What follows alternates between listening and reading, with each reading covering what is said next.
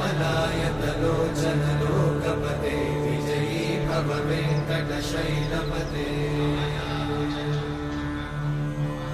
कमलाकुचूचुक कुङ्कुमतो नियतारुणितातुलनीलतनो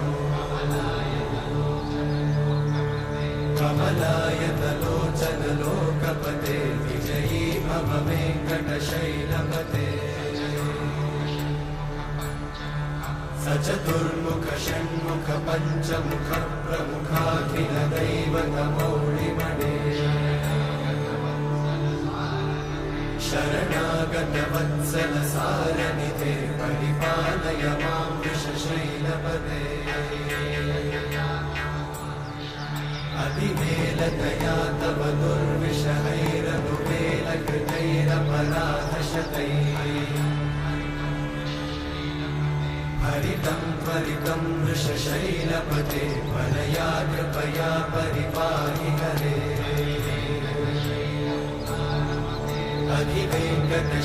अधिवेङ्कटशैलमुदारमते जनताभिमताधिकदानरता परदेवतया गदितान्निगमै कमलादयितान्न परं कलये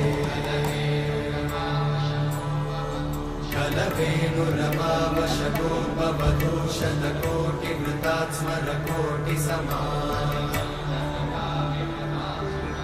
प्रतिवल्लभिकाभिमतात् सुखदात् वसुदेवसुतान्न परं कलये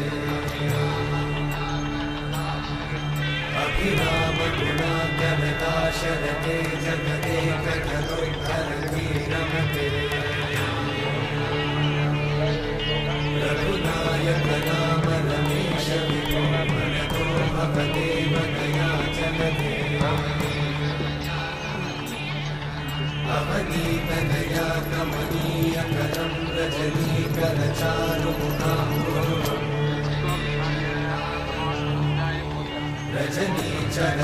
रजनीचरराजकमोहिनीं महनीयमहं रघुराममये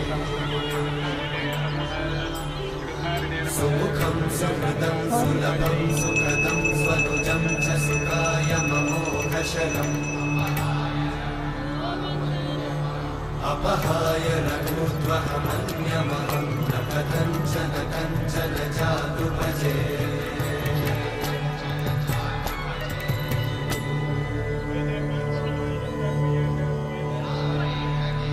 विना वेङ्कटेशं ननाथो ननाथः सदा वेङ्कटेशं स्मरामि स्मरामि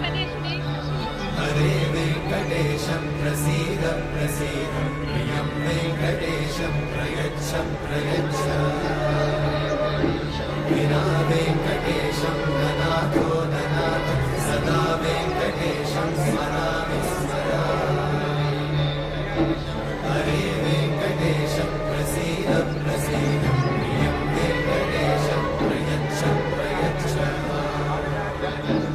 अहं दूरतस्ते पदाम्भोजयुक्तं प्रणामेऽगत्य सेवां करोमि